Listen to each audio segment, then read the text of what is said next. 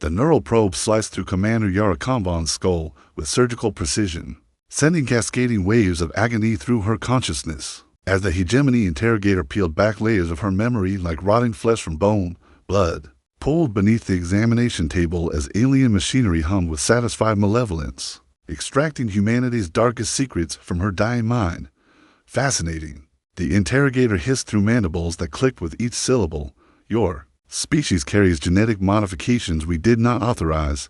Who tampered with your primitive DNA? Yara's vision blurred as sepsis fired in violent protest, but she managed to focus on the creature towering above her. The Valdorian stood 8 feet tall, its chitinous exoskeleton gleaming under harsh laboratory lights, compound eyes reflecting her pain with crystalline indifference. Behind it, dozens of similar beings observed through reinforced glass the hegemony council that had declared humanity extinct 3 months ago. Go to hell, she whispered through lips cracked with dehydration.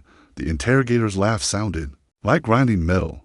Your bravado is admirable, but pointless. We know about the enhancement programs. We know about Project Prometheus. What we don't understand is how a species as pathetically underdeveloped as yours managed to unlock genetic sequences that predate our civilization by millions of years. Through the neural link, Yara felt the alien rifling through her memories. Like files in a cabinet, images flashed, burning cities, screaming children. The day the hegemony fleet appeared in Earth's sky and turned paradise into ash. Humanity's desperate final gambit. The laboratories hidden deep beneath the Rockies, where desperate scientists had spliced ancient DNA into volunteers' genetic codes, creating something the galaxy had never seen. There, the Valdorian whispered, its probe diving deeper. Show me Marcus Ravencroft. The name sent ice through Yara's veins. Even dying, even with her brain being dissected by alien technology, she fought to protect that secret. Marcus wasn't just humanity's last hope, he was their weapon of vengeance. Engineered from genetic material the hegemony had accidentally left behind during their first reconnaissance of Earth 50 years ago. The irony was exquisite. The hegemony had cataloged Earth's biosphere, taking samples from every corner of the planet to assess its value for colonization. But their scanners had missed something buried deep in Antarctic ice: genetic sequences from the previous inhabitants of this galaxy, the mysterious predecessors who had vanished long before the hegemony rose to power. Dr. Elena Voss had discovered the connection during humanity's darkest hour. The alien DNA samples contained fragments of predecessor genetic code, accidentally preserved in hegemony databanks. Desperate and with nothing left to lose, Earth scientists had reverse engineered the sequences and spliced them into human volunteers. 47 subjects died in convulsions. 18 more suffered complete genetic breakdown, but Marcus survived the transformation. And what emerged from that laboratory wasn't entirely human anymore. Impossible. The interrogator breathed as Yara's memories revealed the truth. The predecessor codes are incomplete. No species should be able to activate dormant sequences without. The laboratory lights flickered through the reinforced walls. Alarms began to wail with increasing urgency. The Valdorian's compound eyes swiveled toward the observation deck where panicked hegemony officials pressed against the glass. What is that? One of them demanded through the intercom. On the display screens throughout the facility, sensor readings showed something approaching the hegemony mothership, something that shouldn't exist. The signature was simultaneously organic and mechanical, biological yet transcendent. Energy readings spiked beyond their instruments' ability to measure. Yara smiled through her pain, blood staining her teeth crimson. The neural probe trembled in her skull as her dying neurons fired one last message. You wanted to know about our DNA modifications. You're about to meet one personally. The Valdorian ripped the probe from her brain, but it was too late. Through the facility's viewports, a figure materialized in the vacuum of space, naked, wreathed in coruscating energy that bent light around his form like a dying star. Marcus Ravencroft had found them. Marcus hung suspended in the void between stars, his transformed physiology drinking in cosmic radiation, while his enhanced consciousness processed the hegemony mothership's tactical capabilities in microseconds. The predecessor genetic sequences woven into his DNA sang with power that had slumbered for eons, waiting for a species desperate enough to unlock their potential. Through quantum-entangled neurons that operated beyond the speed of light, he sensed Yara's fading life signature aboard the alien vessel. Her sacrifice had led him here to the heart of the hegemony fleet, where Earth's children were being dissected for sport and scientific curiosity. The mothership's defensive systems activated with mechanical precision, plasma batteries the size of city blocks swiveled toward his position, their targeting computers struggling to lock onto something that existed partially outside normal space-time. Energy beams lanced through the darkness, each one carrying enough destructive force to vaporize a mountain range. Marcus didn't dodge. The beams struck his flesh and were absorbed, converted into raw power that fed the growing inferno building within his chest. The predecessor modifications had rewritten his cellular structure at the quantum level, turning him into a living conduit for forces that lesser species could barely comprehend.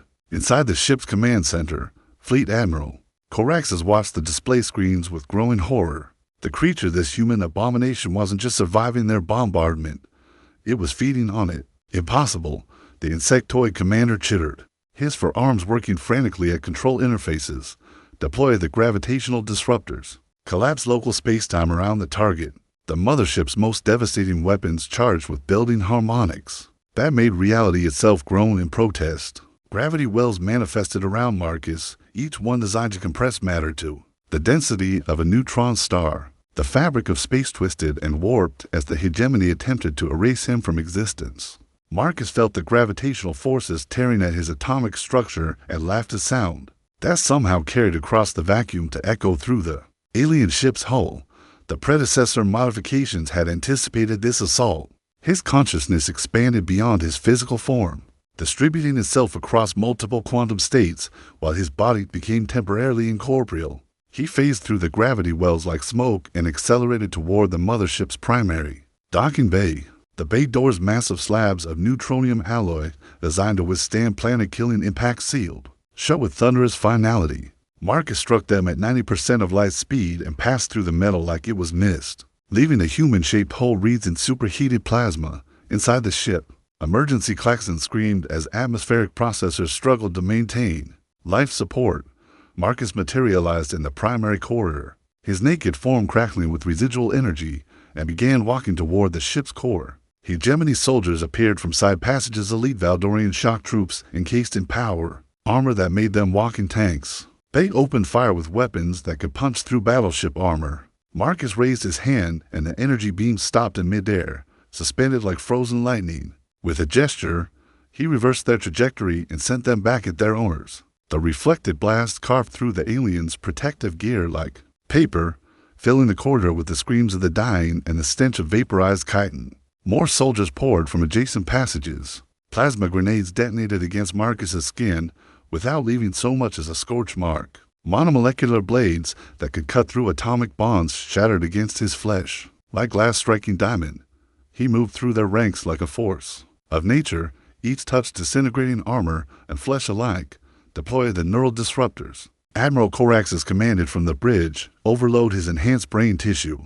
Psychic weapons designed to lobotomize telepathic species activated throughout the ship, flooding the corridors with mind-shredding frequencies. Marcus staggered as the assault struck his expanded consciousness, but the predecessor modifications adapted in real time. Neural pathways rerouted themselves, creating redundant networks that distributed the psychic damage across quantum dimensions. Within seconds, he was not only immune to their mental attacks, he was reflecting them back through the ship's communication systems, driving hundreds of hegemony crew members into gibbering madness. As he approached the medical section where Yara was being held, Marcus encountered his first real opposition. A squad of hegemony Reapers, cybernetic assassins built from the bones of extinct species, blocked his path. These weren't living beings, but quantum-engineered constructs, immune to many of his abilities. The lead Reaper fired a weapon that tore holes in reality itself, creating miniature black holes designed to devour their target.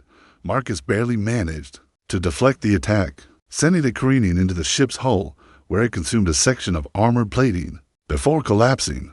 Finally, he growled, cracking his knuckles as energy plasma danced between his fingers. Something that might actually be a challenge. The Reapers advanced to perfect formation, their weapons charging with the power to unmake existence itself. Behind them, more hegemony forces were mobilizing. This was only the beginning of the real fight. The first Reaper's reality-tearing weapon is charged again, but Marcus was already moving Time dilated around him as the predecessor modifications pushed his perception into quantum superposition, allowing him to exist in multiple probability states simultaneously. He dodged through spaces that didn't technically exist, his form flickering between dimensions as the black hole weapons devoured empty air. His counterattack was devastating. Plasma erupted from his hands with the fury of a dying star, but the Reaper's quantum-engineered armor absorbed the energy and redirected it into their own weapon systems. They fired in perfect synchronization, creating a web of reality-shredding beams that left Marcus nowhere to dodge. The weapon struck him directly, and for the first time since his transformation, Marcus screamed. The pain was indescribable, not just physical agony, but the sensation of his very existence being questioned by the universe itself. The predecessor modifications fought desperately to maintain his molecular coherence, as black holes tried to consume him from within. Blood now luminescent with exotic energies flowed from wounds that cut deeper than flesh. The Reapers pressed their advantage, advancing with mechanical precision while their weapons charged for a killing blow. Marcus dropped to one knee, his vision fragmenting into kaleidoscopic patterns as quantum uncertainty infected his perception.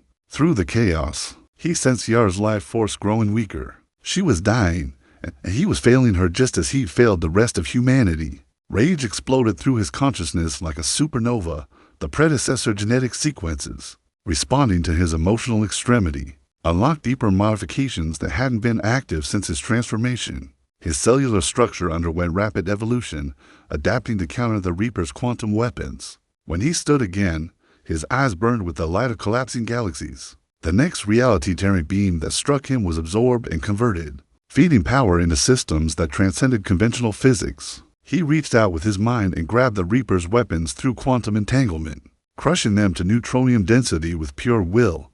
The lead Reaper drew a blade forged from crystallized space-time, its edge existing in 11 dimensions simultaneously. It could cut through anything: matter, energy, even abstract concepts like hope and memory. The construct lunged with inhuman speed, the blade sweeping toward Marcus's throat. Marcus caught the weapon with his bare hand. The dimensional edge sliced through his palm, but instead of severing his fingers, it encountered something the Reaper's creators had never anticipated. The predecessor modifications had learned from the quantum weapons assault, evolving Marcus's molecular structure to exist partially outside normal space-time. He was becoming something beyond the hegemony's ability to comprehend, let alone destroy. With contemptuous ease, he snapped the reality-cutting blade in half and drove the fragments through the Reaper's quantum core. The construct collapsed into its component particles with a sound like screaming mathematics. The remaining Reapers opened fire with everything they had: gravity bombs, temporal disruptors, weapons that attacked the target's past and future simultaneously. The corridor exploded into chaos as fundamental forces went to war with each other, tearing holes in reality that leaked impossible colors and sounds that had no names. Marcus weathered the assault and struck back with exponentially increasing fury. His fists, now wreathed in the condensed matter of dying stars, pulverized quantum armor like tissue paper. Energy beams from his eyes bisected Reapers at the molecular level, causing them to simply cease existing in any meaningful sense. But his rampage was interrupted by an announcement that echoed through the ship's communication system. Admiral Coraxus's voice carried barely controlled panic. "Attention, all crew. Initiate Protocol Omega. Prepare for immediate translation to the Void Nexus." Marcus felt the ship's engines change frequency as massive dimensional drives began charging. Through his enhanced senses, he detected the buildup of exotic energies that could tear holes between universes. The hegemony was preparing to flee not just to another star system, but to another reality entirely, taking their human prisoners with them. He accelerated through the ship's corridors, leaving trails of superheated plasma in his wake. Behind him, emergency blast doors sealed automatically, but he tore through them like cardboard. Ahead, he sensed increasing military resistance as the hegemony threw everything they had into delaying his advance. A company of Valdorian elite guards had fortified the medical section's approach, their positions protected by energy shields that could deflect planet-killing weapons. They fired disciplined volleys of plasma artillery, turning the corridor into a killing field of superheated death. Marcus charged directly into their barrage, his form blazing with absorbed energy. The plasma bolts struck him and were instantly converted to fuel for his own destructive capabilities. He reached the first energy barrier and drove his fist through it, the shield generator exploding in a cascade of sparks and alien screams. The Valdorians fought with desperate courage, knowing they faced something their species had no words for. They died bravely and pointlessly, their plasma rifles useless against an enemy who had transcended the physical limitations that govern conventional warfare. But their sacrifice bought time for the dimensional drives to reach critical charge. As Marcus tore through the last of the defenders, reality began to blur around the edges. The ship was preparing to slip between universes, and once it did, even his enhanced abilities might not be enough to follow. He burst into the medical section to find Yara strapped to an examination table, her skull split open in alien probes. Extracting the last fragments of her memories, her eyes found his face, and she smiled despite the agony. "Marcus," she whispered, "I led you to them. Now finish it." The dimensional drive reached full power, and the universe screamed. Reality fractured like shattered glass. As the hegemony mothership began its transition between dimensions, Marcus felt the fabric of space-time tearing around him, threatening to scatter his enhanced molecular structure across infinite realities. The predecessor modifications responded instantly, anchoring his consciousness to quantum constants that existed in all universes. Simultaneously, Yara's vital signs flatlined. As the dimensional stress overwhelmed her failing human physiology, Marcus reached her side and pressed his palm against her forehead, channeling raw life force through their neural connection. Her eyes fluttered open one last time. "Don't let them escape," she gasped, her fingers clutching weakly at his wrist. "The other ships, the breeding facilities, they have thousands of our people." Through the ship's hull, Marcus sensed the rest of the hegemony fleet preparing to follow their flagship into dimensional exile. 17 massive vessels carrying the remnants of humanity, men, women, and children who would spend their remaining lives as experimental subjects in alien laboratories. The choice was brutal and immediate.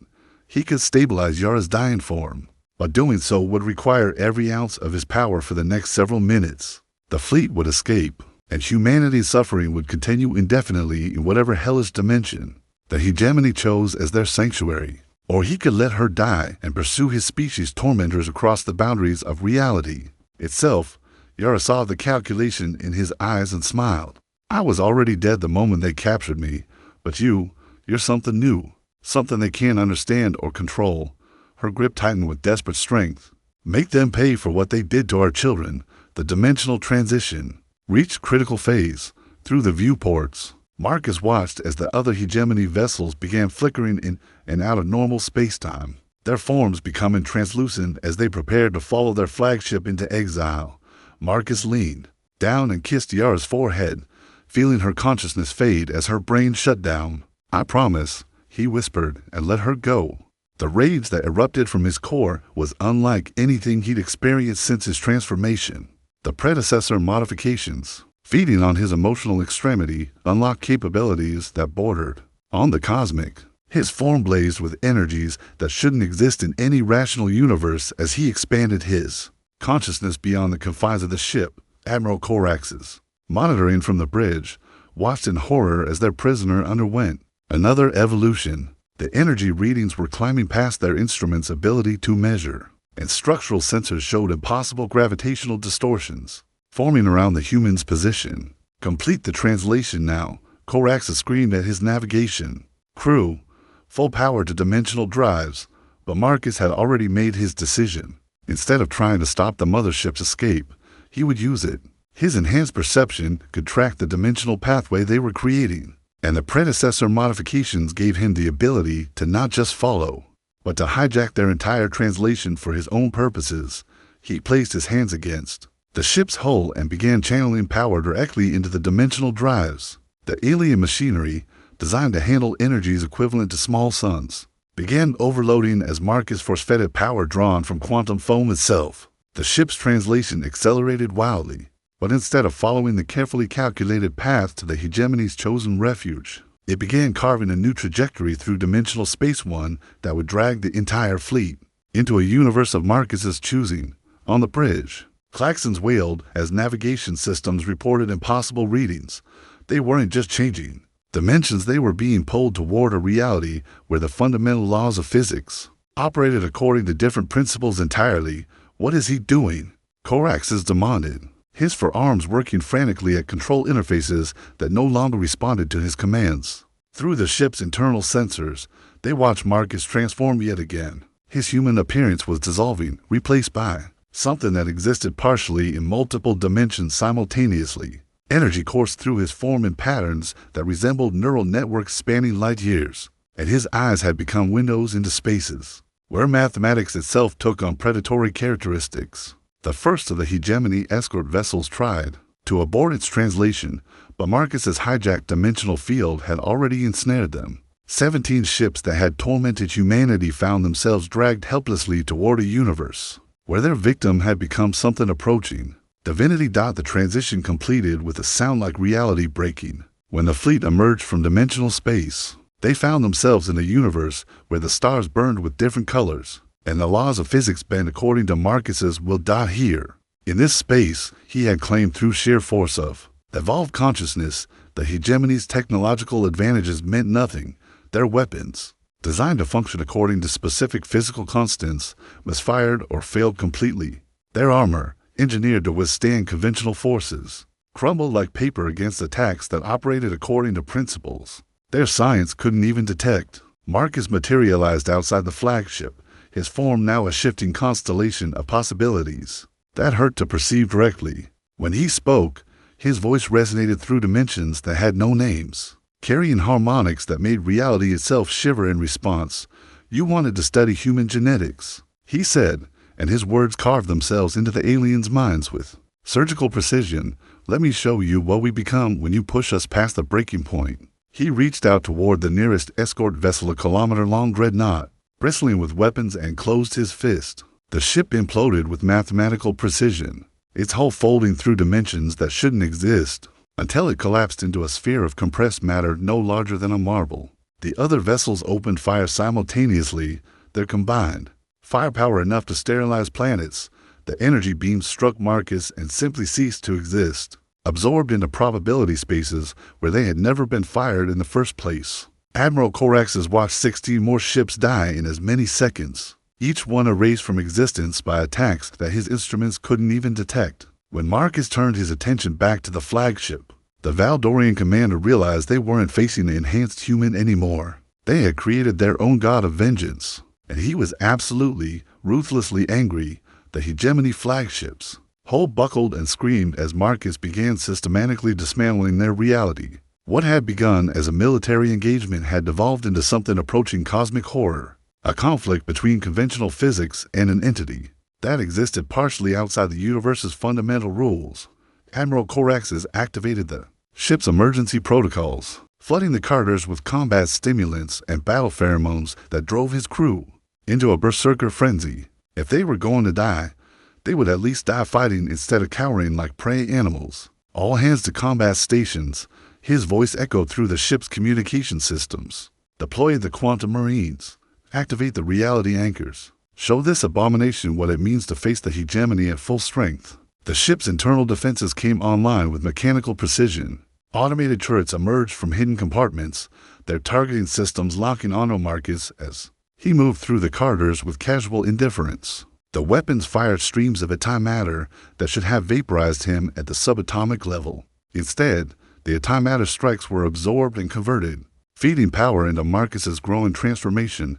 His form shifted and flowed like liquid starlight, sometimes solid enough to tear through bulkheads with his bare hands, other times becoming incorporeal enough to phase through attacks that could unmake molecules. The first wave of quantum marines materialized around him, elite hegemony, soldiers equipped with technology that allowed them to exist in multiple probability states simultaneously. They attacked from several dimensions at once, their weapons firing rounds that struck their targets past, present, and future simultaneously. Marcus felt the temporal assault as bullets punched through his timeline, but the predecessor modifications had evolved beyond conventional causality. He existed in quantum superposition, simultaneously experiencing all possible outcomes of the battle while consciously selecting which reality would become manifest. The Marine's bullets struck empty air as Marcus chose a probability where he had never been in their line of fire. In the same instant, he selected a timeline where his counterattack had already succeeded. The quantum soldiers found themselves suddenly bisected by energy beams that had retroactively been fired before they'd even entered the battle. More Marines poured from adjacent corridors, dozens, then hundreds of the hegemony's most elite warriors. They fired everything they had: gravity bombs that created localized black holes, temporal disruptors that aged their targets to death in seconds, weapons that attacked the target's genetic code directly to cause instantaneous cellular breakdown. Marcus weathered the assault and struck back with exponentially increasing fury, his fists, now condensed matter existing at temperatures approaching absolute zero, shattered quantum armor with contemptuous ease. Energy beams from his eyes didn't just kill the Marines. They erased them from multiple timelines simultaneously, ensuring they had never existed to begin with. But the hegemony's desperation was breeding innovation. Ship's engineers had jury-rigged their reality anchors, devices normally used to stabilize dimensional translations into weapons that could force Marcus back into normal space-time. When the anchors activated, he felt his consciousness being compressed back into conventional three-dimensional existence. The sudden limitation was agonizing. Marcus staggered as his expanded awareness collapsed into merely human perceptions, his godlike abilities constrained by the universe's natural laws. The quantum Marines pressed their advantage, their weapons finally finding purchase against an enemy reduced to near-mortal limitations. Plasma bolts seared through his flesh, leaving wounds that actually bled instead of instantly healing. A gravity bomb detonated near his position, and the crushing force drove him to his knees as bones that had withstood planet-killing impacts finally began to crack under pressure. Through the ship's internal communication system, Admiral Corax's triumphant voice echoed, "The reality anchors are working. All units converge on the target's position. We can kill this thing." But the hegemony had made a critical error by forcing Marcus back into conventional space-time. They had also made him subject to conventional emotional responses, and the sight of Yara's corpse, still strapped to the examination table in the medical bay, filled him with a rage that transcended cosmic in its intensity.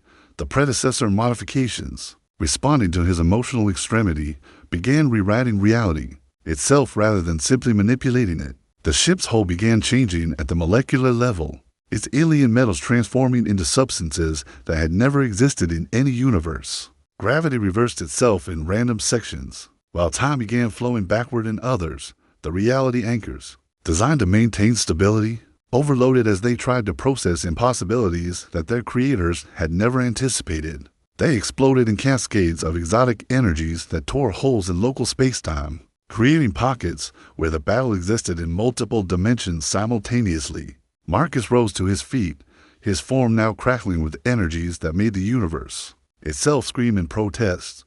The quantum Marines opened fire with desperate fury, but their weapons were becoming inoperative as the fundamental constants governing their function changed from moment to moment. His counterattack was apocalyptic in scope. Energy erupted from every cell in his body with the fury of Big Bang itself, washing through the ship's corridors in waves that didn't just kill the defenders. They retroactively prevented them from ever having been born. Entire sections of the ship ceased to exist as Marcus selected probability states where they had never been constructed. Thousands of hegemony crew members found themselves floating in vacuum as bulkheads around them simply decided to occupy different dimensional coordinates. Admiral Corax's, watching from his command center as his ship dissolved around him, finally understood what they were facing. This wasn't an enhanced human or even an ascended being. This was something that had evolved beyond the need for physical existence, something that could rewrite the laws of reality through sheer force of will. All remaining vessels, he transmitted to the few surviving ships in his fleet, initiate self-destruct sequences. We cannot allow this entity to escape this dimension. But as the surviving hegemony vessels prepared to die rather than face capture, Marcus's laughter echoed through dimensions that had no names. He had already selected a probability where their sacrifice would be meaningless. The real battle was just beginning. The surviving hegemony vessels formed a defensive sphere around their flagship, their self-destruct sequences charging with the power to collapse local space-time. If they couldn't destroy Marcus, they would at least ensure he remained trapped in this dimensional pocket. While they erased themselves from existence, Admiral Coraxus stood on his disintegrating bridge, his compound eyes reflecting the impossible energies that were reshaping reality around them. Through fragmented viewports, he watched his remaining fleet for dreadnoughts, 9 cruisers, and the crippled flagship prepare for their final gambit. All vessels report ready for simultaneous detonation, his weapons officer announced. The Valdorian's chitinous face streaked with the luminescent blood. That served as their species' tears. Combined yield will be sufficient to create a localized universal collapse. Coraxes nodded gravely. The hegemony had ruled this galaxy for 3 million years, crushing hundreds of species beneath their technological superiority. They would not allow their legacy to end at the hands of a single modified human, no matter how far beyond natural law he had evolved. But Marcus had been listening to their communications. Through quantum entanglement, his consciousness distributed across probability space in ways that made conventional eavesdropping irrelevant. As the hegemony fleet prepared to commit cosmic suicide, he was already selecting alternate timelines where their sacrifice would serve his purposes. Instead of theirs, the first dreadnought self-destruct sequence reached critical mass. Its quantum core collapsed into a microscopic black hole that began devouring the ship from within, generating energies that would have been visible from neighboring galaxies. The explosion should have torn a hole in reality itself. Instead, Marcus absorbed the entire detonation, channeling the released energy directly into his own transformation. His form blazed with the light of dying suns as he ascended to yet another level of existence. His consciousness expanding to encompass not just multiple dimensions, but multiple universal constants simultaneously. The second and third dreadnoughts detonated in rapid succession, their combined firepower enough to sterilize solar systems. Marcus drank their destruction like wine, each explosion feeding power into modifications that were rewriting the fundamental equations governing his existence. Admiral Coraxes watched in horror as his fleet's ultimate sacrifice only made their enemies stronger. "Impossible," he whispered, his forearms trembling as Marcus turned toward the flagship with eyes that now burned with the light of every star that had ever died.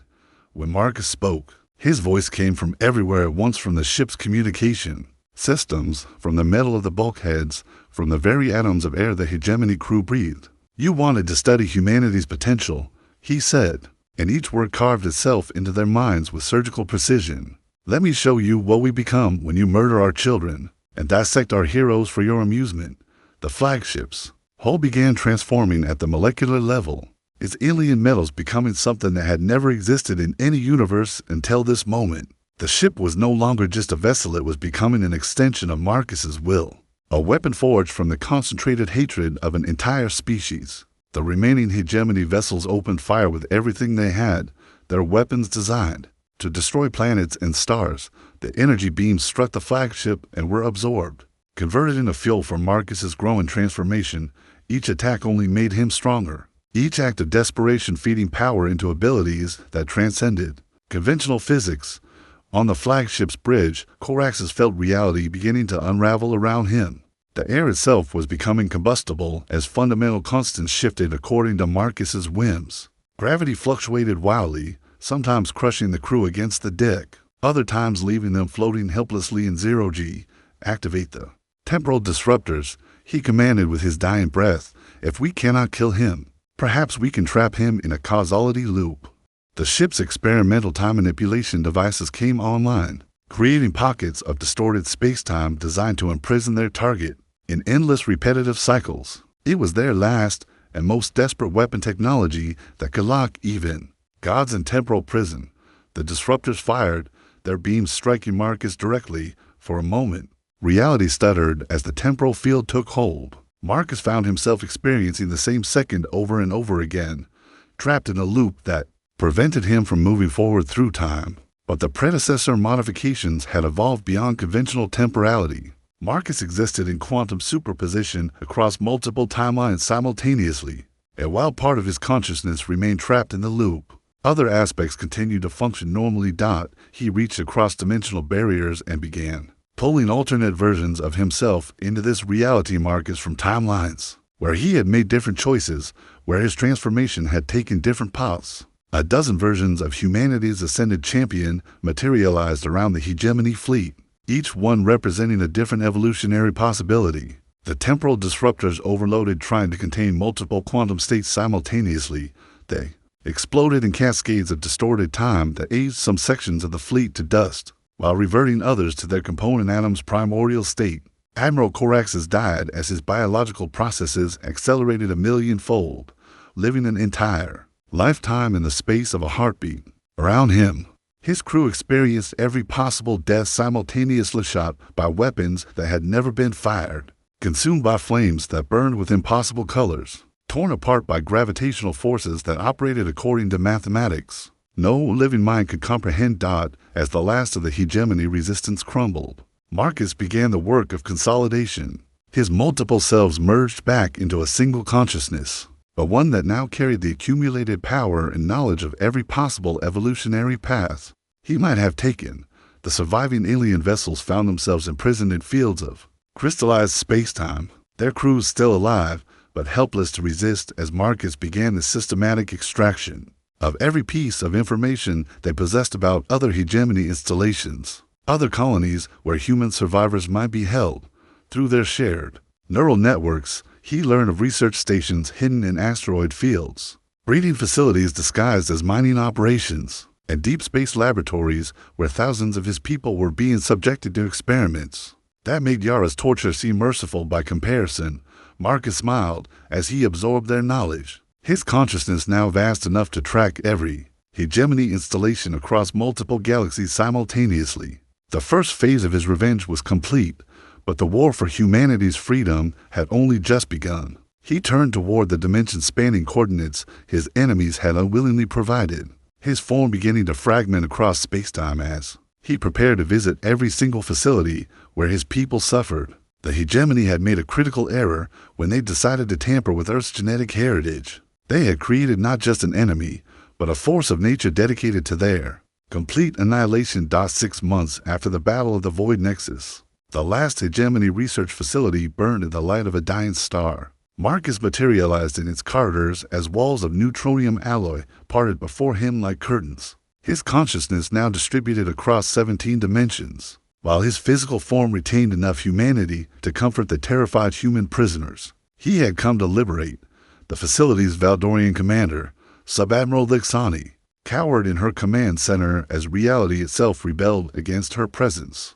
Through fragmenting displays, she watched her entire staff age to dust in seconds while gravitational fields reversed themselves and turned her defensive systems into abstract art installations that screamed with mathematically impossible harmonics. Please, she chittered through mandibles that clicked with terror. We surrender. We'll release the humans. We'll abandon this galaxy entirely. Marcus paused in his systematic dismantlement of their torture equipment, his enhanced perception cataloging the horrors these creatures had inflicted on children who would never fully recover from what had been done to them. Behind him, 200 human survivors, all that remained of a colony ship that had carried 50,000 souls, huddled together in traumatized silence. Surrender? He asked, and his voice carried harmonics that made the alien's exoskeleton crack with stress fractures. You had your chance to surrender when your species first detected Earth's radio signals. You chose genocide instead.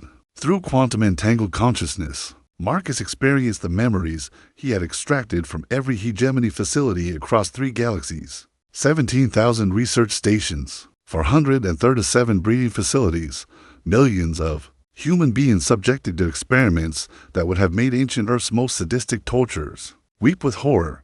But he had found them all, one by one, facility by facility. He had torn through the hegemony's infrastructure like a force of nature-given purpose and rage.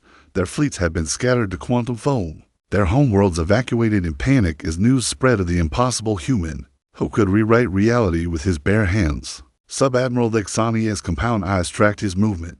As he approached her command station, her species had ruled this galaxy through technological superiority and casual cruelty for millions of years. Now she faced something that made their greatest weapons irrelevant, a being who existed partially outside the universe's natural laws. The humans you've tortured here, Marcus said, his form flickering between dimensions as the predecessor modifications continued their endless evolution. Some of them were children when you took them. They've spent 30 years in your laboratories, subjected to procedures that would kill most species within hours.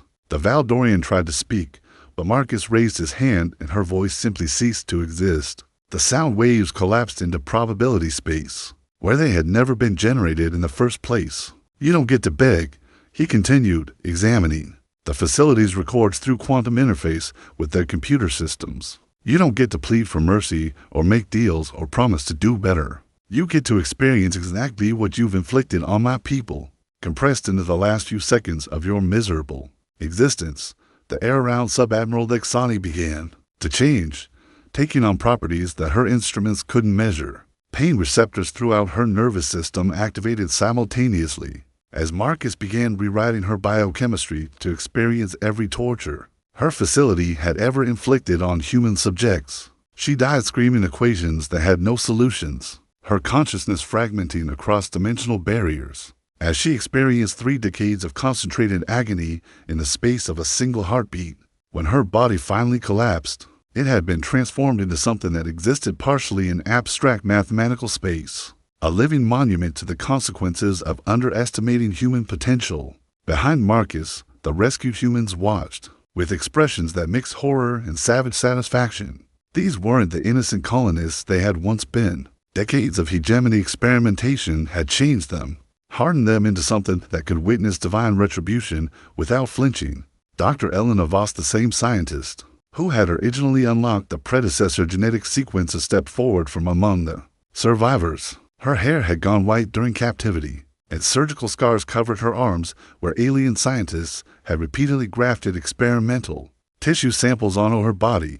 "Marcus," she said, her voice hoarse from years of screaming, "we owe you everything. But what happens now? You've destroyed their civilization, scattered their fleets, liberated their prisoners. What do you do when there are no more enemies left to fight?"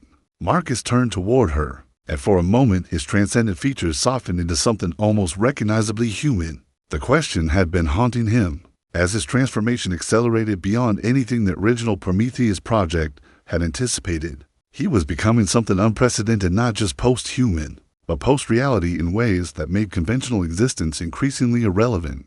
"I've been thinking about that," he admitted, his consciousness simultaneously monitoring the evacuation of human survivors from facilities across 17 star systems. The predecessor modifications weren't just genetic enhancements. They were instructions, a roadmap left by the species that ruled this galaxy. Before the hegemony rose to power, through quantum interface, he shared his discoveries with the assembled survivors.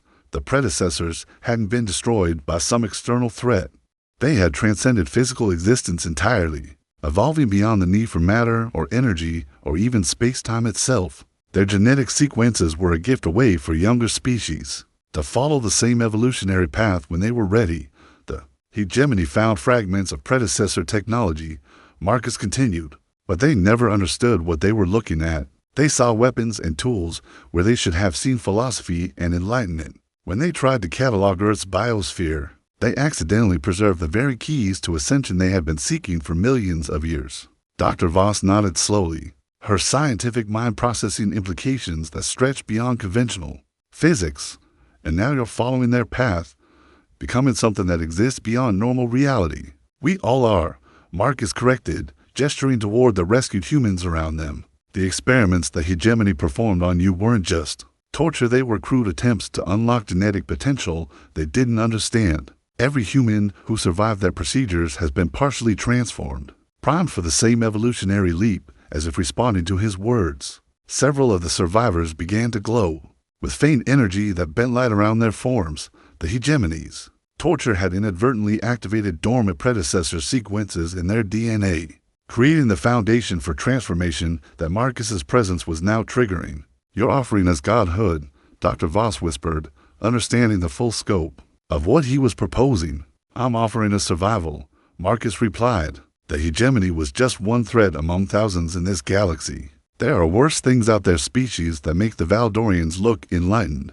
By comparison, conventional humanity couldn't survive. What's coming but evolved humanity? We could become the guardians this galaxy has been waiting for. Over the following weeks, as human survivors from across the galaxy gathered at a hidden facility Marcus had carved from the quantum foam itself, the transformation accelerated. Some chose to remain essentially human, accepting only minor modifications that enhanced their physical and mental capabilities. Others embraced deeper changes, becoming living conduits for forces that operated beyond conventional physics. Dr. Voss, her scientific curiosity overcoming her caution, volunteered for complete transformation, Marcus guided her through the process, his consciousness interfacing with hers as the predecessor modifications rewrote her genetic code. At the quantum level, she emerged from the chamber as something beautiful and terrible, a being of living energy, who could manipulate matter and space-time with the same ease that baseline humans manipulated clay. As more humans underwent the transformation, they began to understand the full scope of their new existence. They were no longer bound by the limitations of flesh or the constraints of single-dimensional thinking. They could perceive the galaxy as the predecessors had, not as a collection of separate star systems, but as a living organism with its own consciousness and purpose. The transformed humans spread throughout the galaxy, not as conquerors, but as shepherds. They guided younger species away from the path of destruction that hegemony had followed, teaching them to see beyond the immediate gratification of technological dominance toward the longer view of cosmic responsibility. Some of the scattered hegemony survivors attempted to rebuild their civilization in distant galaxies, but they found their new territories already occupied by beings who had learned from humanity's example. The message was clear: the age of casual genocide and scientific cruelty was over. Marcus himself underwent a final transformation, his consciousness expanding beyond the need for individual existence. He became something like a living constellation, a distributed intelligence that existed across multiple galaxies simultaneously, watching over both the evolved humans and the species they protected. Yara Kanban's sacrifice had not been in vain.